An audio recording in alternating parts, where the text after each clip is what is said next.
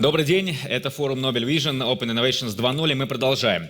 Достижение любых сформулированных сегодня целей развития невозможно без сильной научной базы, которая лежит в основе любого современного конкурентоспособного решения или продукта.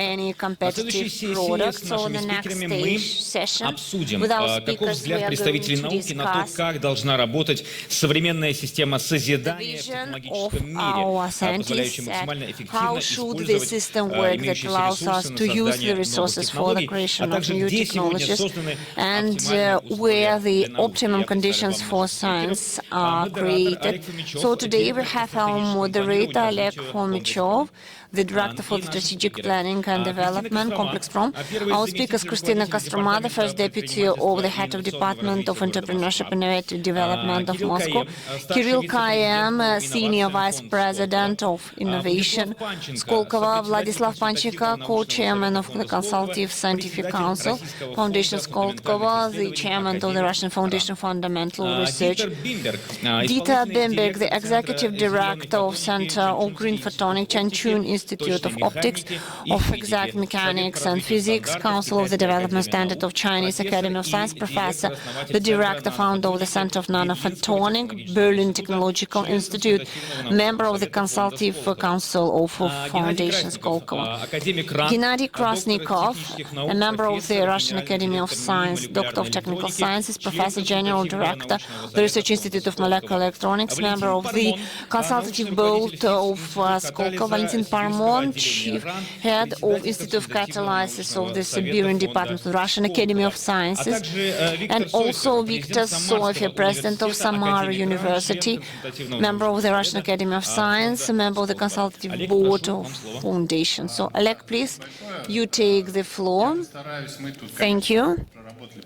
So, yes, of course, we discussed the question that we will discuss at the beginning, but I would like to have the focus that we have the title. Of course, it disorients a little bit because it's very easy just to answer where are our centers of the force. But it's interesting not where they are, but how did they become the centers of the force? What should we create for it?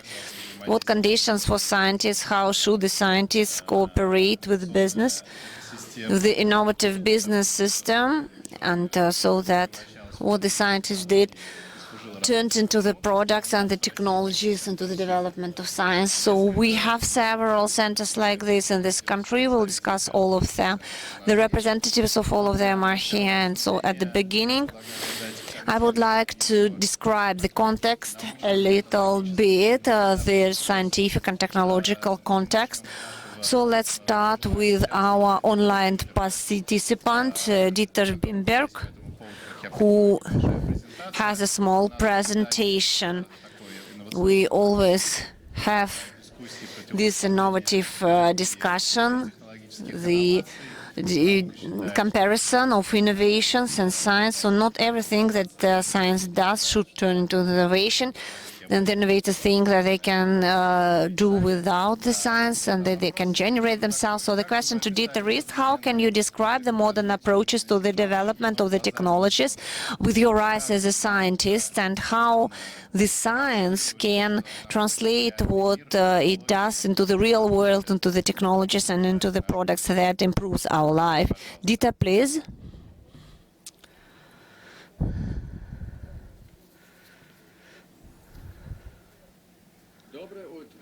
Good morning. Morning. Thank you very much for the invitation to give a small presentation at that important meeting and having the pleasure joining so many distinguished colleagues of myself who are sitting in the auditorium. Now, I have the title, Intelligent Science Can Contribute to a Sustainable Society. And let me just start with 3 out of 10 global challenges which were listed by the American Academy of Sciences. In my eyes, one of the most important, probably the most important, is controlling the global temperature increase to 1.5 degrees by achieving a zero net increase of CO2 before 2015. We need to decarbonize our societies. Second challenge is fighting diseases like cancer by further developing messenger RNAs, which were actually developed for fighting cancer, not for fighting corona, and then change the direction.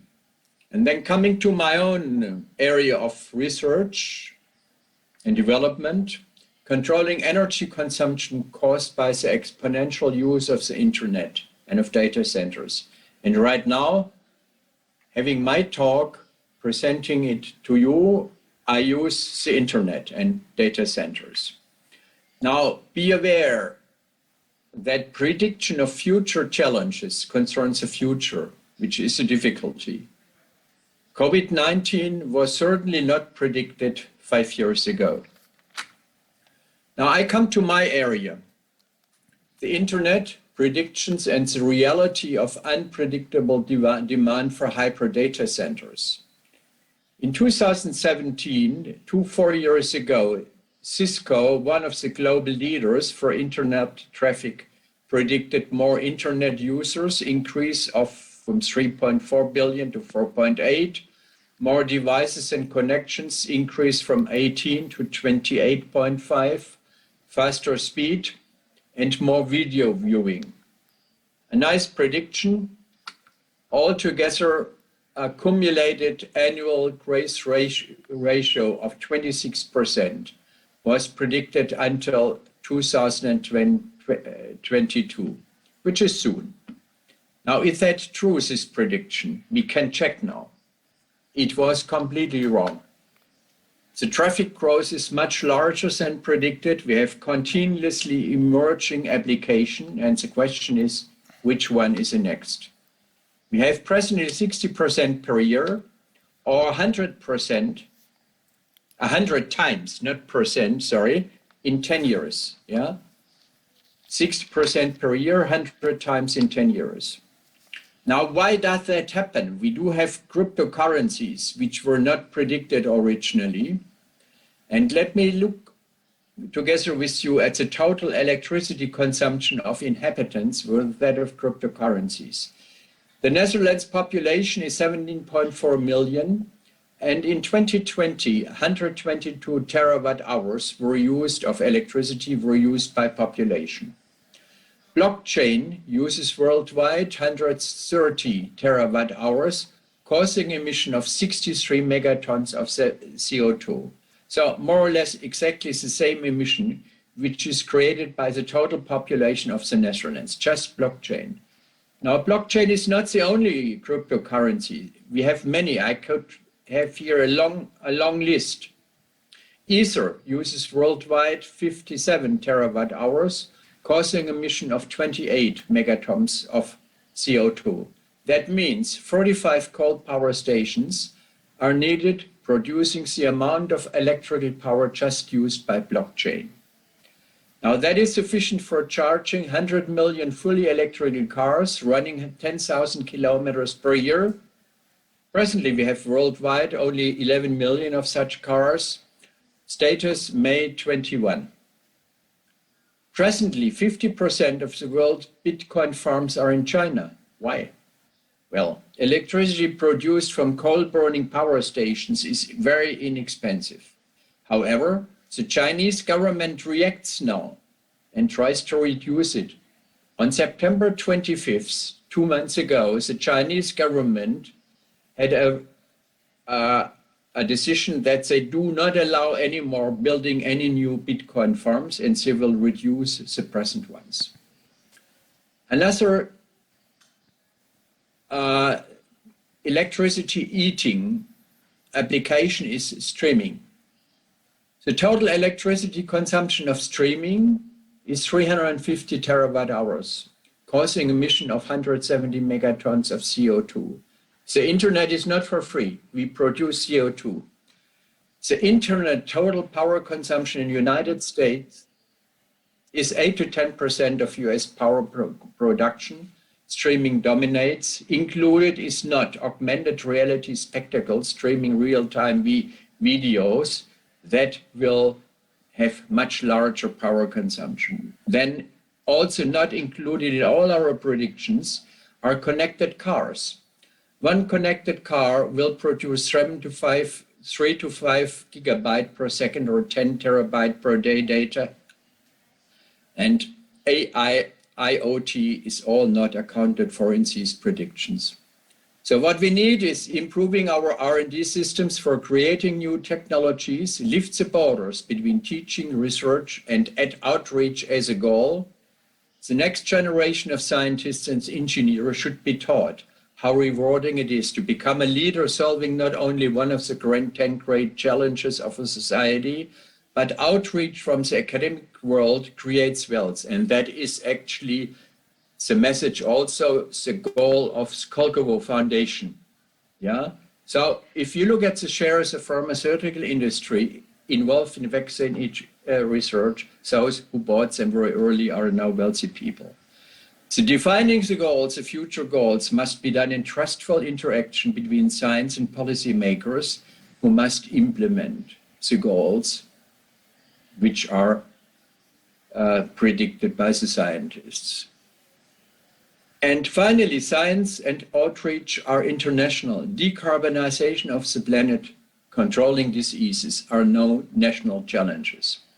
Let scientists interact and compete internationally in finding the best solutions. Make no barriers of interactions, and let's do that peacefully. Let me conclude with this person. That's Lao Tzu. Quintessential of scientific research is to apply what you discovered. To reach the source of the river, sometimes you need to swim against the current. Thank you very much. Thank you very much, Dieter. Контекст задан. So Dieter described the context and explained how the science can not just describe the question to which we need to find an answer for staying alive for certain countries, but also how the science approaches how to solve these questions, how to find the answers to these questions. So it's very interesting to listen to his opinion to three most important challenges nowadays. And I think that all three of them will be discussed at Open Innovations, decarbonization, and we'll have the block of sessions devoted to it, fight with diseases, finding of new medications. And also very interesting aspect, it's the limitation of the energetic consumption connected with the internet. So it's a very interesting topic. It's the first time that I heard about it. So it's a very certain aspect. So it's interesting, and the science immediately sets here the tasks for the economy and for the technologies. So how to solve these tasks. And now let's go back to our main topic, and we mean here these global trends and challenges that we heard about them. So let's discuss as a science, how should we arrange it, how should we organize it, where is it better to organize it to answer to these challenges. So it's a question to Gennady Krasnikov. So Divnograd is one of the places of forces where we have the scientific research, and microelectronics is the basis for all the technologies, independently of which technology we discuss, but still we will have the electronic database and the microelectronics. So Gennady, he is an academic and he is also a scientist in microelectronics. He is also the head of the leading Russian company for the microelectronics, and that also creates the products based on the advanced technologies of the world level. So two questions here. The first one, if you speak about the place of the forces in Novgorod, is it a place as it used to be in the past, and also the meeting of science and business that that чувствует ли бизнес was discussed. потребность Does the в business новых feel that there is a технологиях, demand for new technologies? как эта потребность And на how ваш this взгляд, удовлетворяется, и technology and российской, this в demand can be частности, satisfied by the микроэлектронной, тем Russian более, science, что в этом взаимодействии, в создании microelectronics, правильной and what is correct in обстановки it для in внедрения the creation of the correct conditions for научных the достижений в implementation of экономику, the можно еще scientific задавать. achievements. Вопросов много, Геннадий, но We просьба have a lot отвечать of questions, so maybe you can answer very short, so thank you. Very often we have more questions than answers. I would like to say a few words. When we speak about the strategy based on the scientific achievements, we need to understand that here we have very venture character, because if we take our area, for example, microelectronics, so we all know that in 1949, when our great scientists, John Bardeen, and they created the bipolar transistor, and they got the Nobel Prize for it. And at the end of the 60s, so 60s, 1959, and there was the development of microelectronics. So there were two great, maybe not so known scientists. They gave a patent for the polar transistor. And we have now those who work with transistors, and we got it only at the end of 1970s, so in 1960s, end of 1970s. So we got the transistor, and it was a very bright example from the point of view that very often when we work with science, we have some certain problems with forecasting, but still I would like to say that as Dieter said, we have some directions where our institute works. This is everything that is connected with artificial intelligence. So this is the revolutionary transformation. And this is a separate topic, so we can discuss it also. But there is also a very important question, the interrelation between business and science. It's not a secret that we used to have an internal system, and we used to have some academic institutes who did the fundamental science, and the industrial institutes, applied institutes, and also the production. There was the technological chain that worked, but then at the beginning of 90s it collapsed. It's a very important moment because this chain was broken through.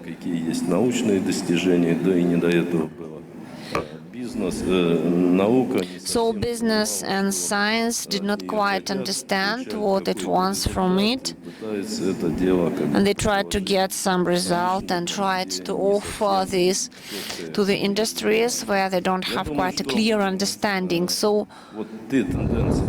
those trends that we have now in Russia and Skolkovo itself show that these are the technological chains that we have now, they are now restored. So that there is a high demand, and the business itself should be very mature. It should be the companies of the world level, and they understand the demand for it, and from the scientific point of view, so that they are protected by different articles, different patents, and different devices. So then, in this case, we can discuss the expansion of this business to the world market.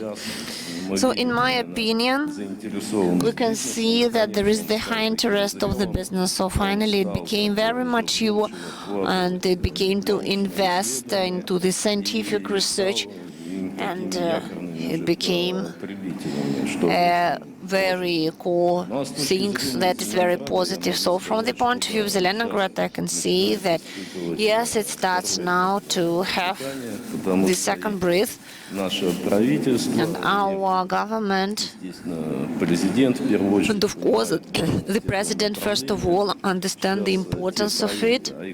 And those projects that we have a lot of these projects. And these projects, they are directly controlled by Prime Minister and also, by Mr. Mishustin specifically. And I would like to highlight that Ministry of Industry and Trade, in the face of Department for Electronics, this year around, they are now receiving unprecedented support and assistance for further technological development. So we can see that probably we're still a little bit lagging behind the schedule, but we have picked up the right vector. Thank you very much. As for microelectronics, yes, Leningrad is a very strong location, hub for this sphere. It's very important to highlight that the government started to provide assistance for this particular area. It's very important from the point of view of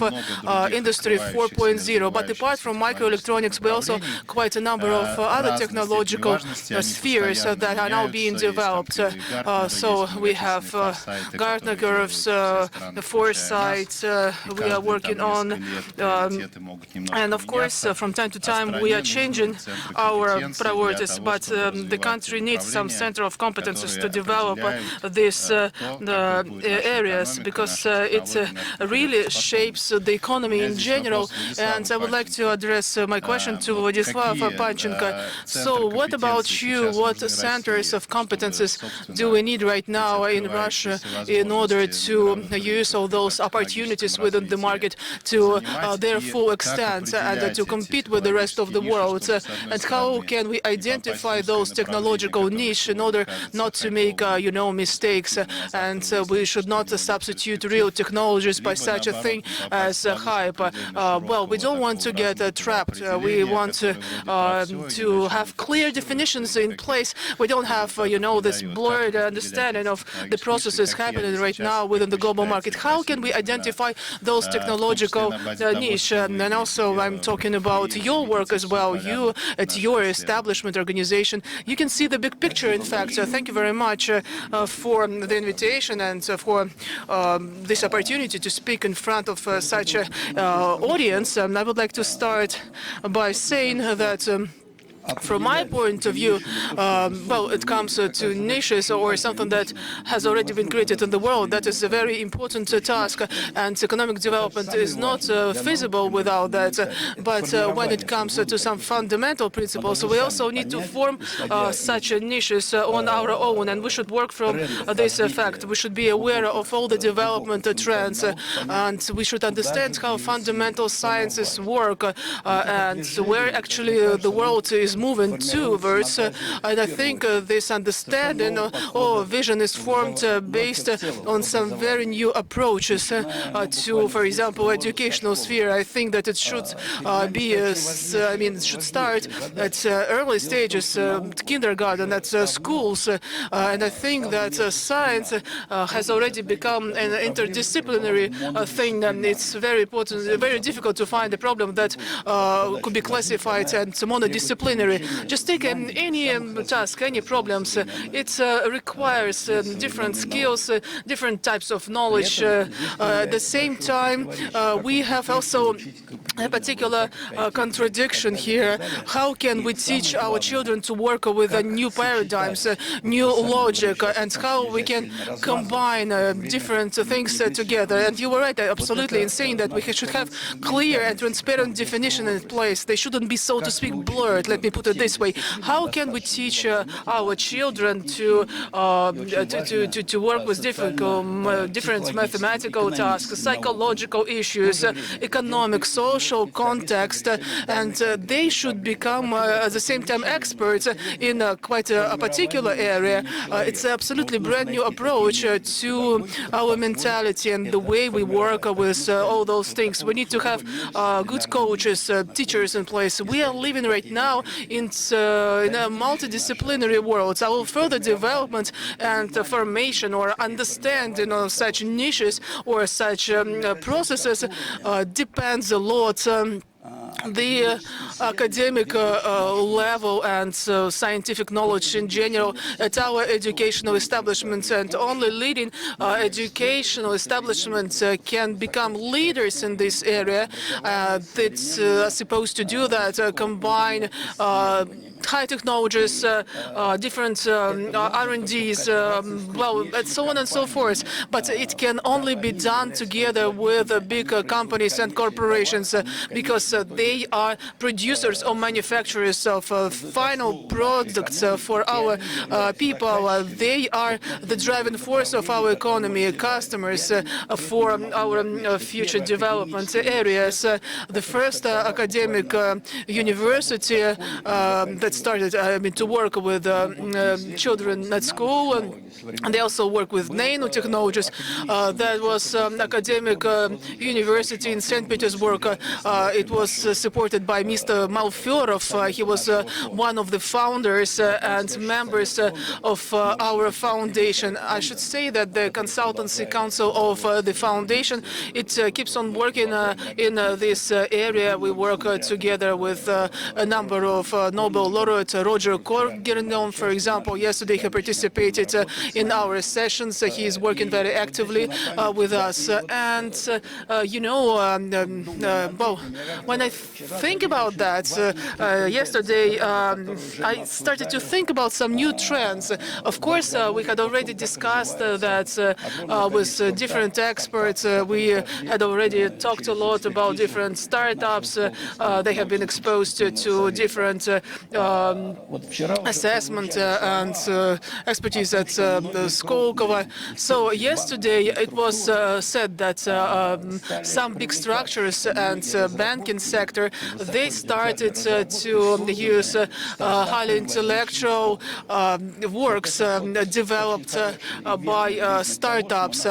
Well, it points out to the fact that we are on the right way because producers, those who actually produce capital generated, they realized that human capital formed by Skolkovo, it's a way more complicated thing. Just like any other type of capital, it requires a lot of attention and efforts.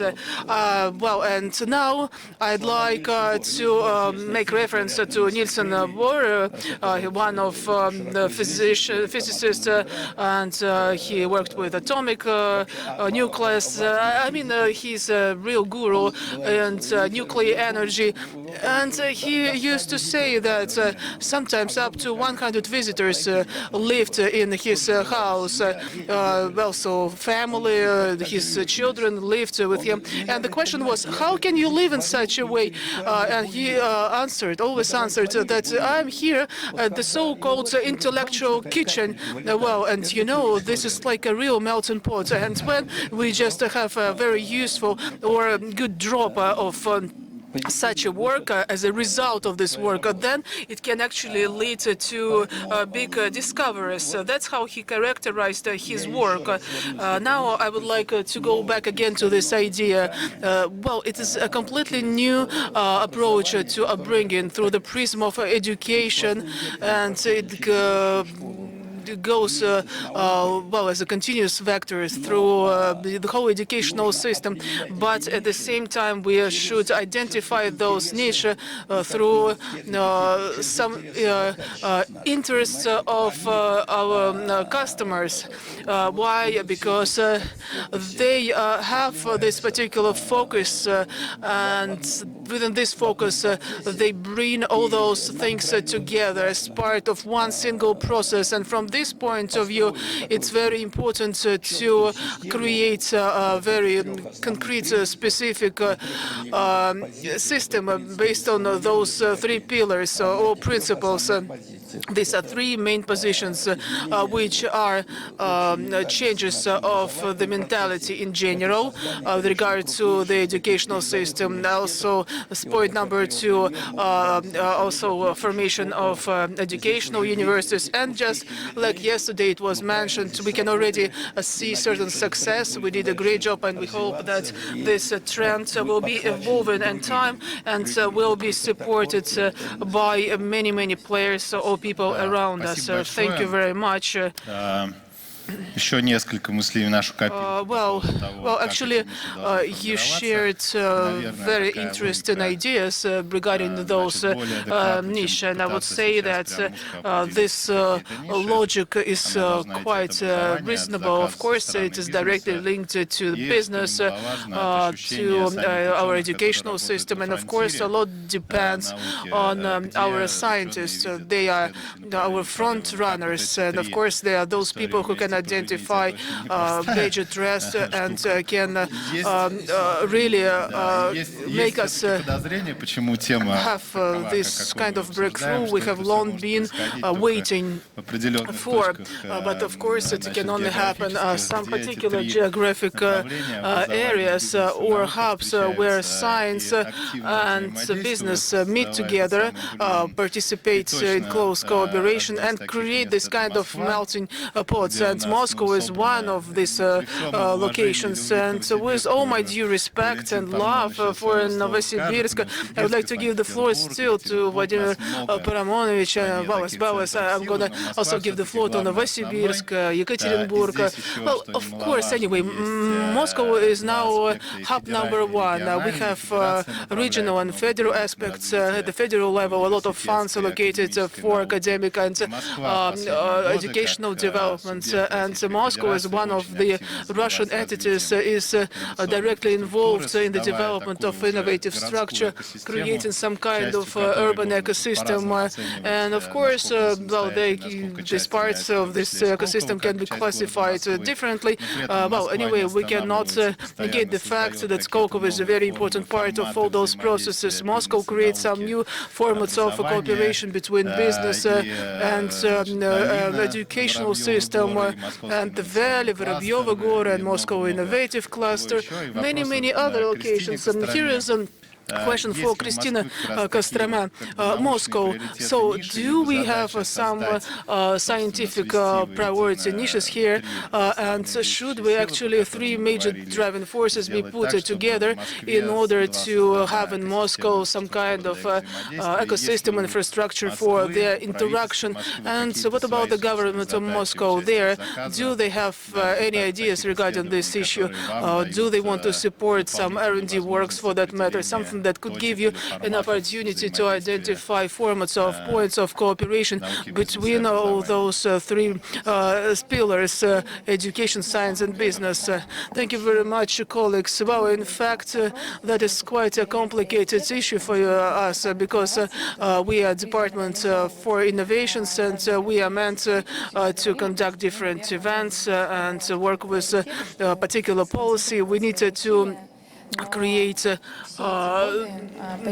generate some efforts to do that. But as for the mayor of Moscow, Mr. Sobyanin, when we talk about position of Moscow, it's very difficult to identify all those industrial priorities. So why actually we are working with biotechnologies and not nanotechnologies? Of course, from the very beginning, we have strong points within the policy of Moscow. But, well, in general, our position was not about forming some industrial priorities. Several years ago, our focus was a little bit shifted. I am talking about everything related to science, scientific developments and works, industry and IT technologies, because they really can help to generate the jobs. But right now, the trend is changing a little bit. We, for example, are talking right now about Moscow Innovative Cluster, and back then Sobyanin said that we want to put aside any additional requirements for participants because we might have innovations in fintech, and it's not just related to science and innovations. So asking your question, I should say that we don't have industrial priorities. Well, and as for our assistance or support, our task is to use different measures, projects, so on and so forth, to interact with such companies.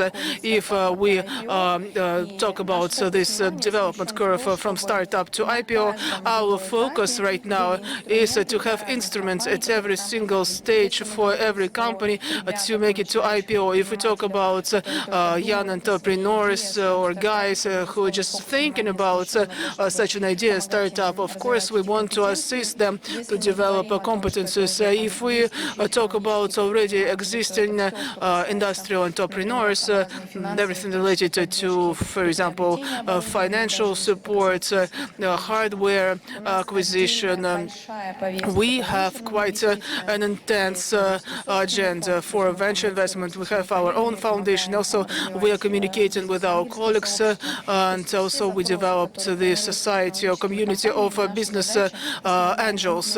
Our main task is to find answers to all the questions that we have in our work. Speaking about different platforms, today our session is called Points of Strength or Power. Right now, we have 4 different regimes or modes or areas, I would say. 3 of them is a federal level, and one of them, the one is located in Moscow, special economic zones. By the way, we have Mikron, for example, here, a resident of this special economic zone. Of course, this is an industrial company, but at the same time, we work with different R&Ds, and we have a particular scientific focus, for example, in Alabama.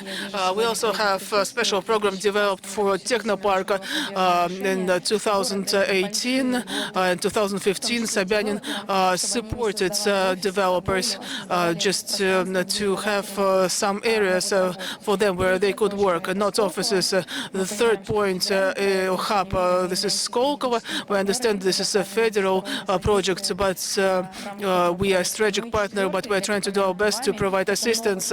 And the fourth project, we started to work with that 1 year and a half, the one that is located in this valley called Vorobyovo Gore. It was supported by Mr. Sadovnichi, by President, and right now behind this library, the State Lomonosov University, Bilka complex is being built right now with 9 different establishments or building, and there they stay focused on bioengineering, biotechnologies, technologies, NANA, space exploration, and IT technologies. This is one of our major strategic projects right now, and of course we're trying to attract residents to this location.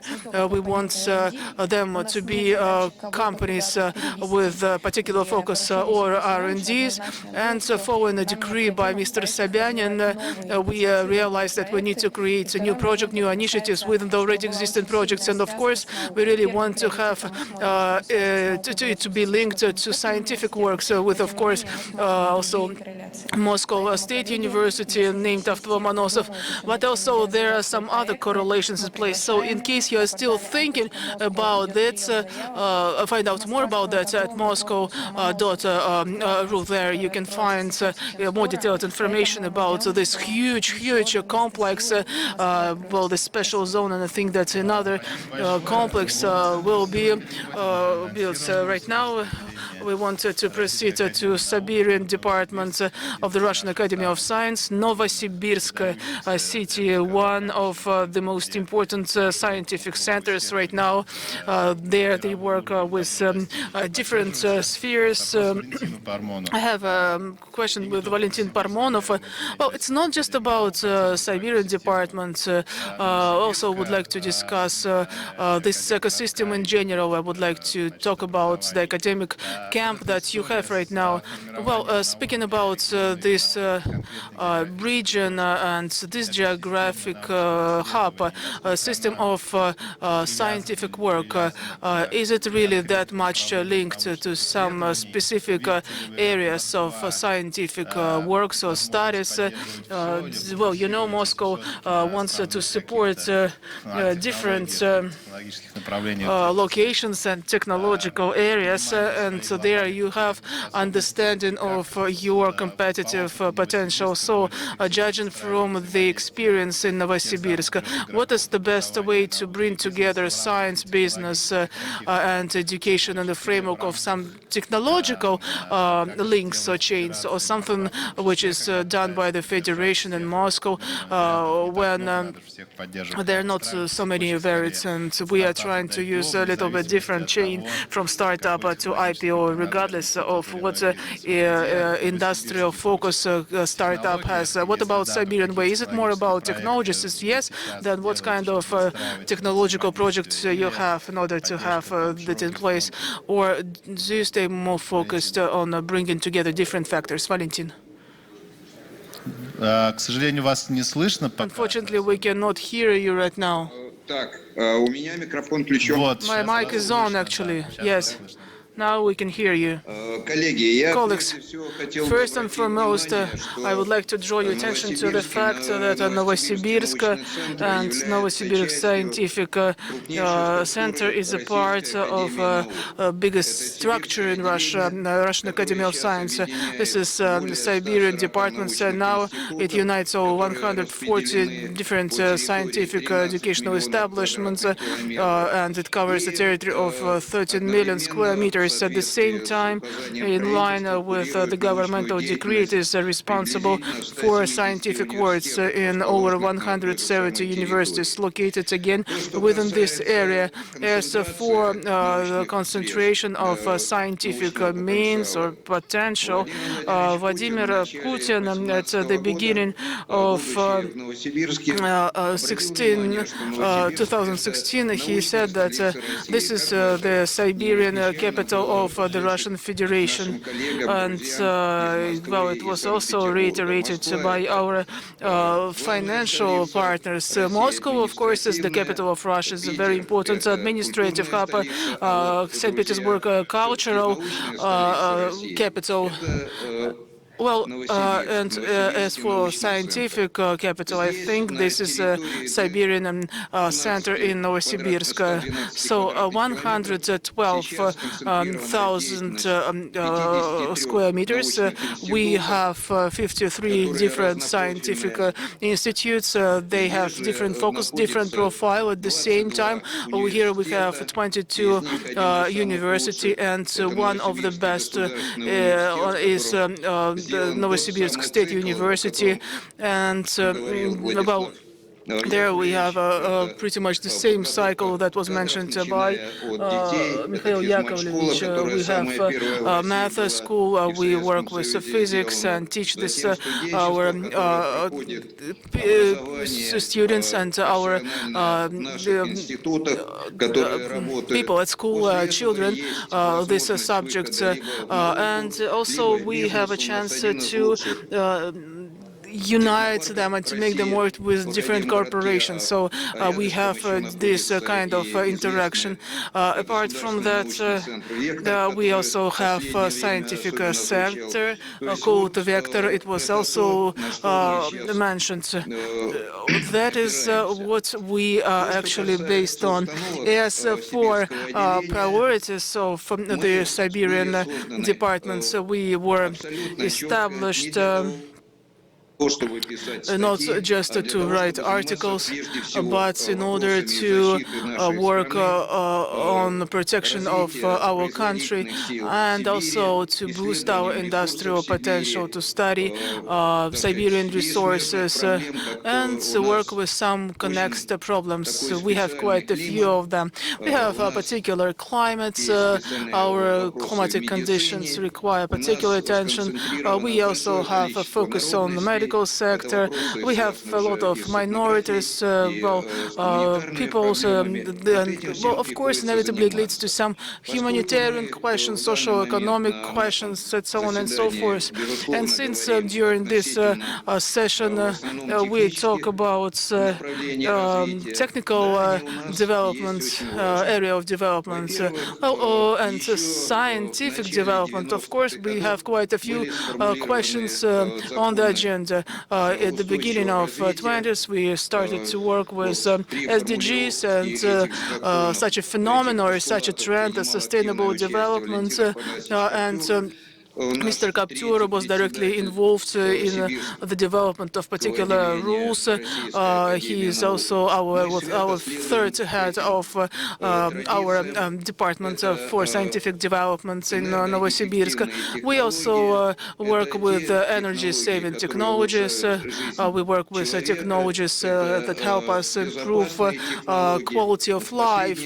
We work with safe technologies. And of course, recently, due to some climate changes, a particular stress was put on the development of green technologies.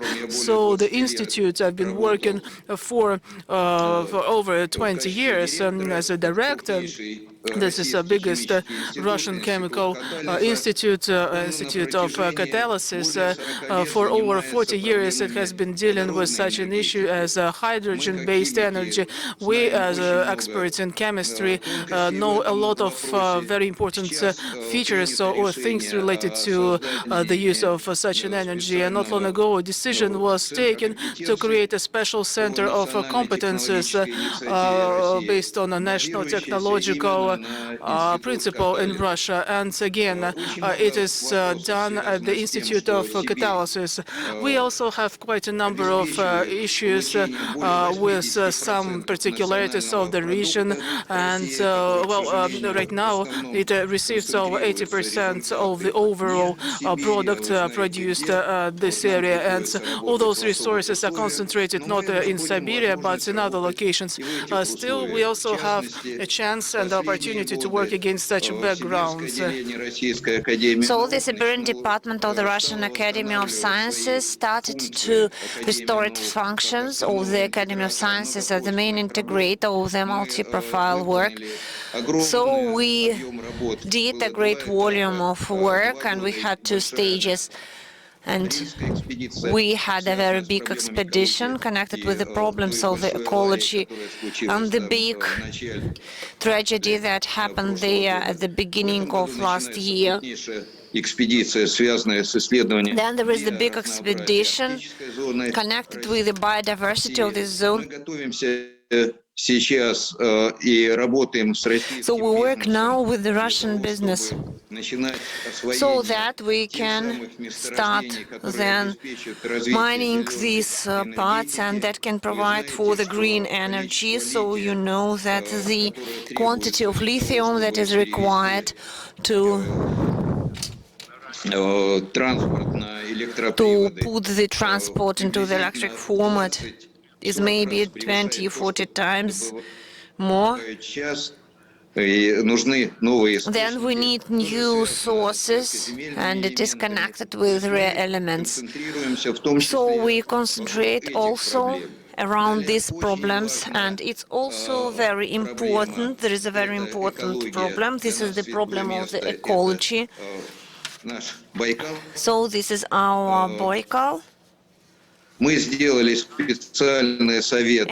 we did the special board on ecological problems. There is the special board on following the Paris Agreement, and we try to go in the same speed with all the problems that we have in the world regarding the very big area of Russia that's called Siberian region. So thank you.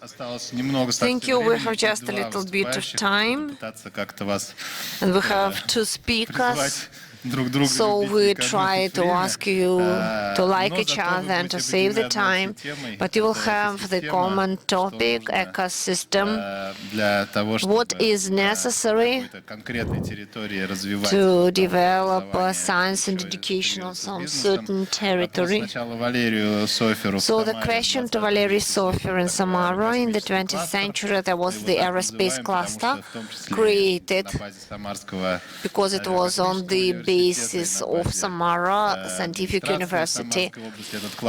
Then the administration of Samara University formed this cluster, and it included a lot of companies, so continue the development. How do you imagine it nowadays? This ecosystem, this concept of the modern and innovative project. So do we have it in Samara, and what is necessary to do to develop it? So if we speak about the capitals, I need to say that Kuybyshev, and nowadays it is Samara, it is a spare capital during the Patriotic War. It's just like, like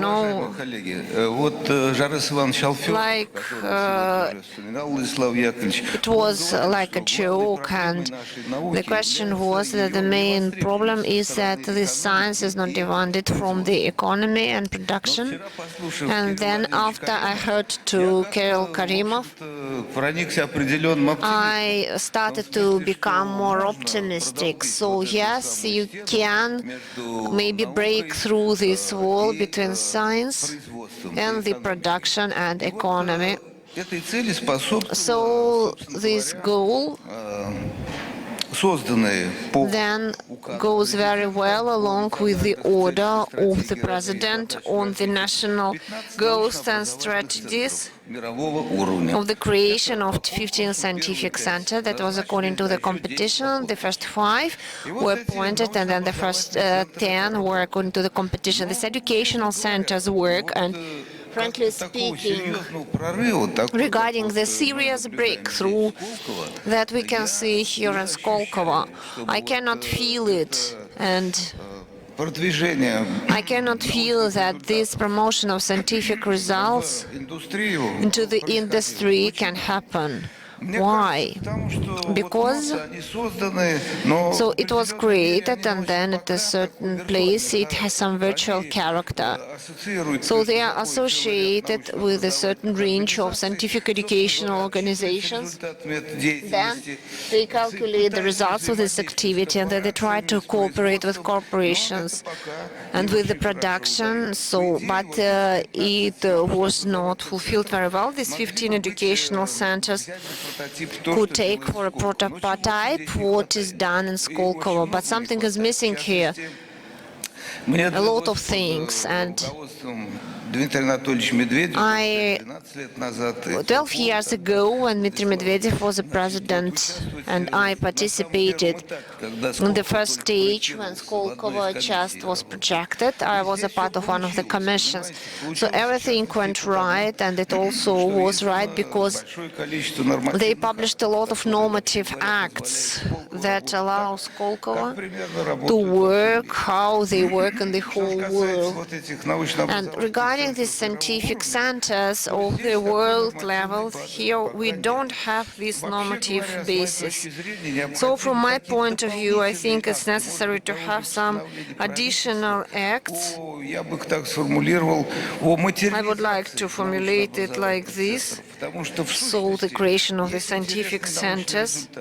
There are very interesting scientific results, and there is a very good educational environment. But to overcome this barrier, no, we cannot do it. So I don't want to waste your time, because Kirill will speak in more details about it, because I'm under the influence of what I heard at the consultative board. So Kirill, we have very little time, so sorry. And then please just could you focus on the last statement? несмотря на проблему, уживается. Проблема как образование и науку с бизнесом. The problem of education and business, Удалось ли это в Сколково?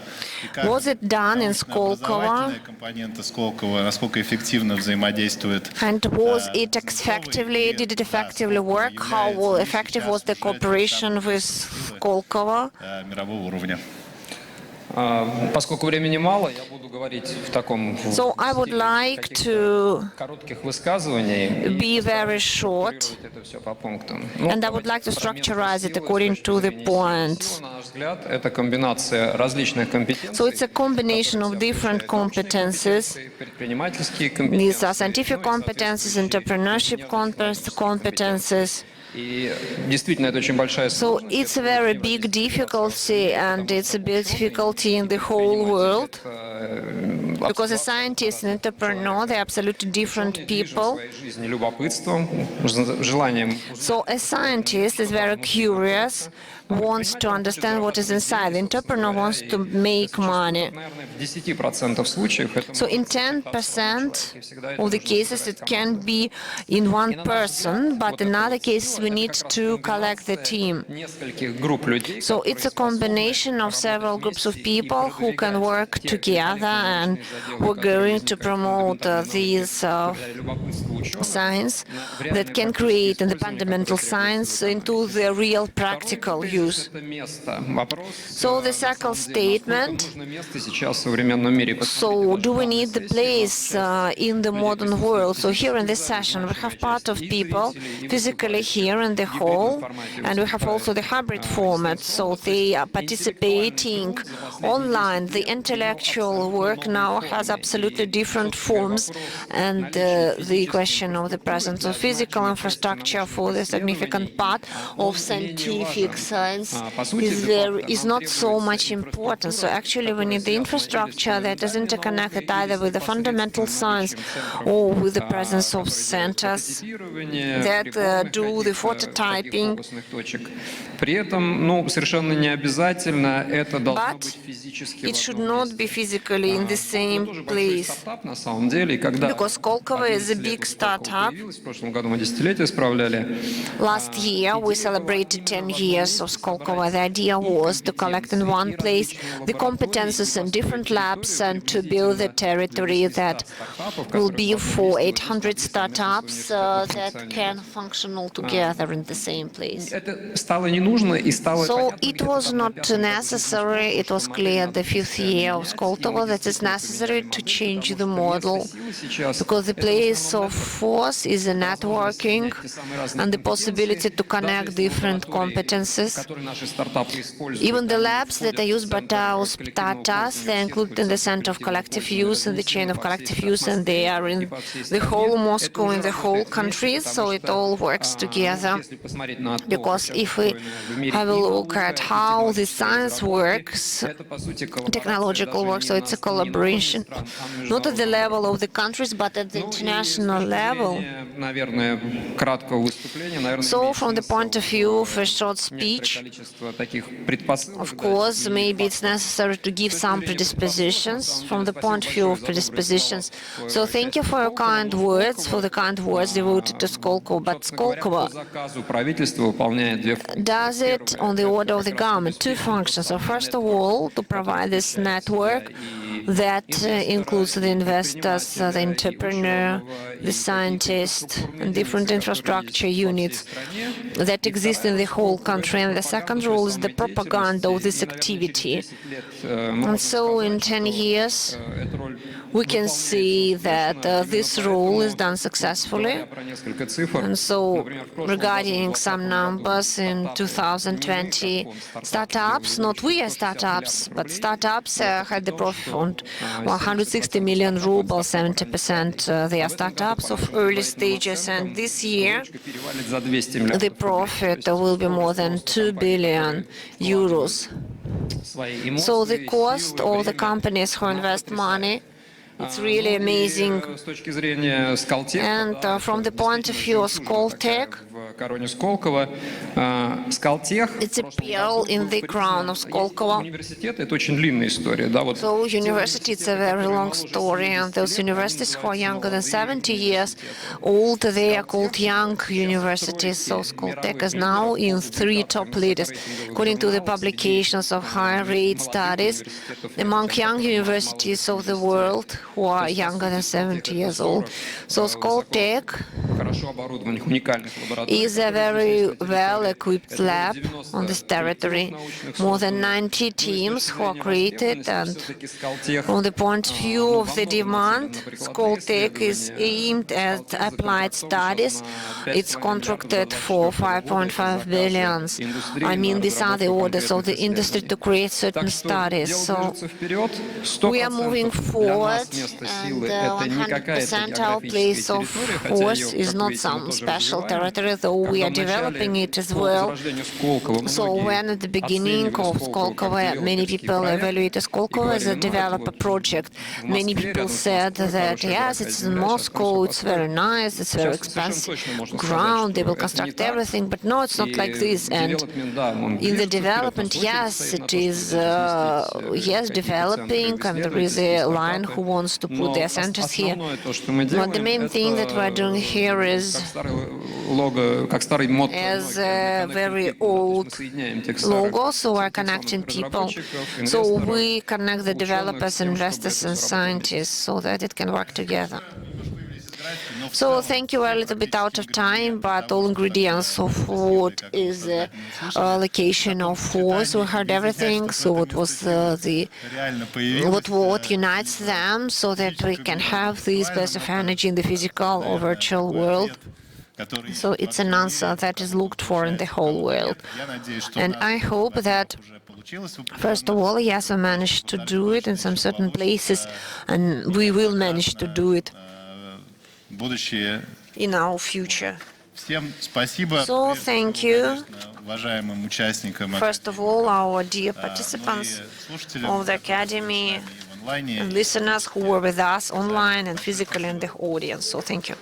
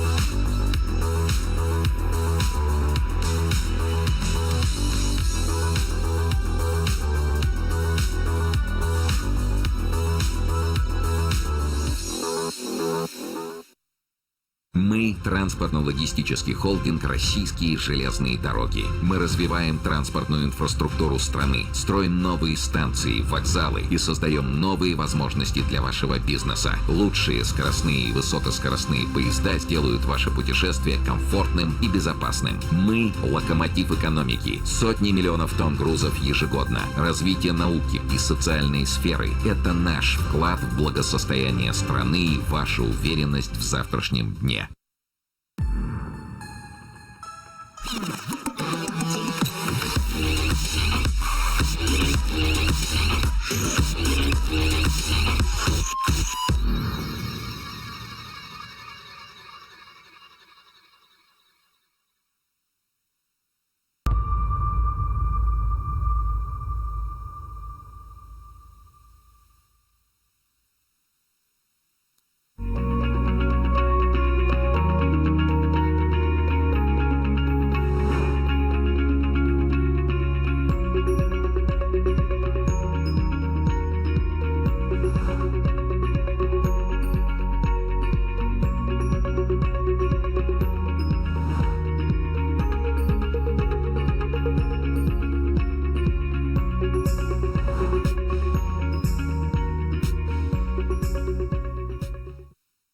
Я —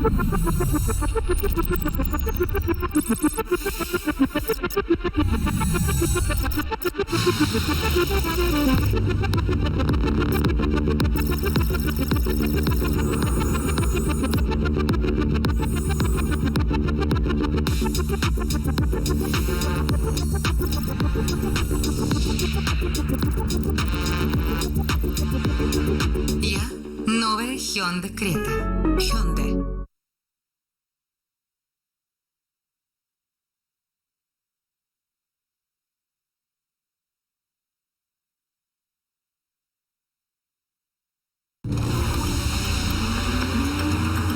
Есть история фантастическая. Есть история сказочная. Есть страшная история. А есть история реальная. Юка всегда реальная история и диагностика автомобилей с пробегом. Юка – официальный сервис Hyundai. Смотрите историю и диагностику автомобиля и покупайте его онлайн.